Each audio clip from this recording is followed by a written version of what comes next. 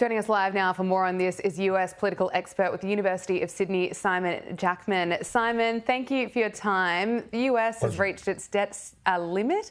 What happens now?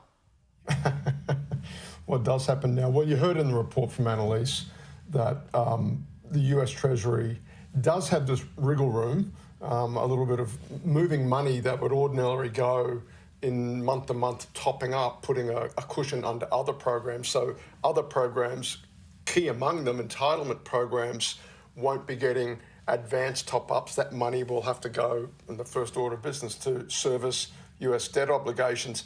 But that runs out, and I'm surprised that they think they can get away with that until June of this year. But that's on the economic and the technical logistics side of this. The real issue here is a political question, and it is a hell of an issue for this new Republican Congress and everything they've been through, the controversy over getting a speaker elected and the divisions that revealed, for this issue to come onto their plate so early.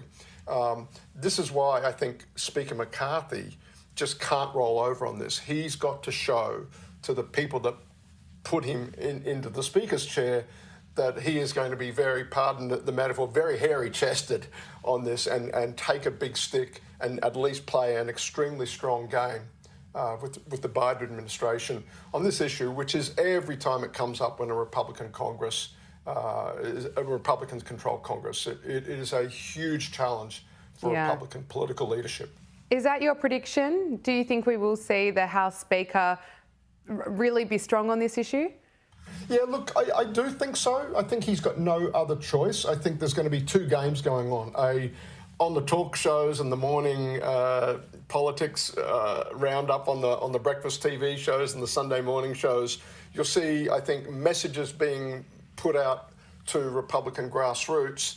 But I think behind the scenes, you'll see typically what always happens, and that is some so-called adults in the room. And you heard that grab from Speaker Mitch McConnell, the Senate leader, and he'll be one of them trying to do the right thing here. On the other hand, keep an eye on, there was also a real interesting grab there from Senator Manchin from West Virginia, a Democrat, who I think is the elephant in the room is just how big this debt is getting.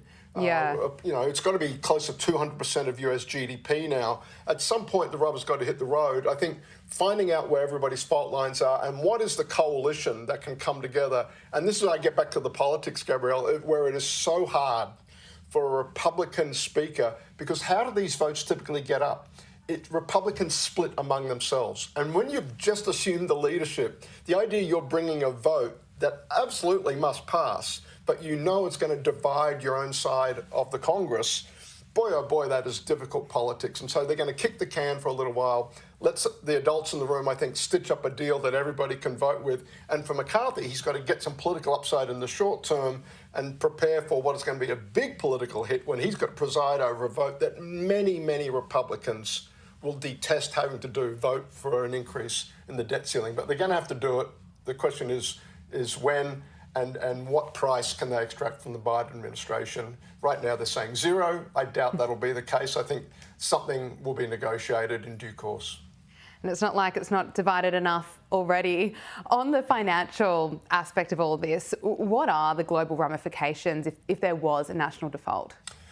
Look, if all of a sudden, I mean, the ball would be in the court. What's the old saying? When you owe the bank $10,000, the bank's got a lot of power over you. When you owe the bank $1 trillion, you've got a lot of power over the bank. Right. It's a little bit like that for the US. The question is, what would the rating agencies do if all of a sudden the United States actually did default? It is such a huge linchpin in the global economy, US government-backed debt.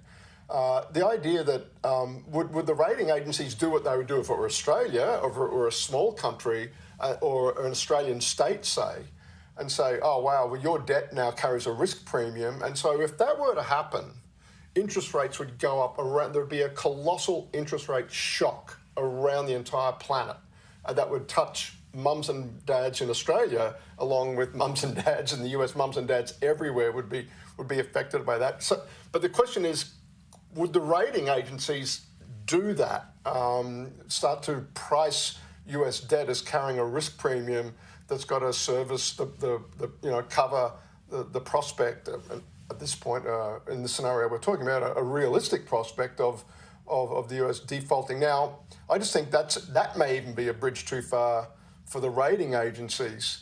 But no one wants to play this game. No one wants to run this experiment of an entity that's carrying $31 trillion in debt.